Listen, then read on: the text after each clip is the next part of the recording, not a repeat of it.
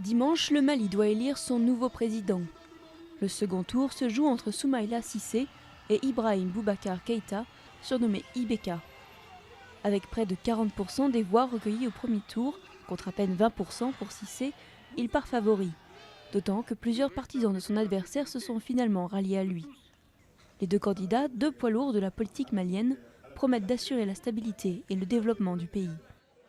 Je vous demande de m'accorder une majorité claire et nette. Une majorité indiscutable qui me donnera la force de conduire le redressement national auquel vous aspirez. Ensemble, nous reconstruirons l'État, un État fort, juste et respecté. Ensemble, nous relèverons et reconstruirons le Mali. En avant pour la paix, la sécurité et le développement. Cette élection arrive après 18 mois de troubles. L'année dernière, un coup d'État a plongé la démocratie dans le chaos. Dans le nord, des rebelles Touaregs ont décrété l'indépendance de leur territoire, l'Azawad. Des insurgés islamistes sont associés à eux et ont occupé les 2/3 du pays pendant plusieurs mois. L'intervention franco-africaine a permis de les repousser et de contenir les factions restantes dans le désert. La reconstruction a alors pu commencer.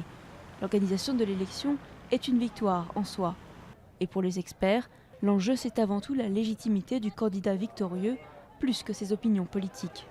Ce qu'on peut espérer, c'est que le vainqueur de l'élection, qui avec une marge appréciable des voix, ait une liberté que ne possédaient pas les présidents précédents, et qu'il exploite cette liberté pour vraiment améliorer la gouvernance et restaurer l'État dans ce pays. Il faut aujourd'hui un État, parce que c'est l'absence d'État qui a provoqué le délitement de la situation dans ce pays.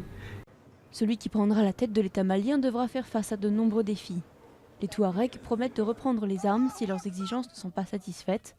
Les islamistes menacent toujours et l'économie est en ruine.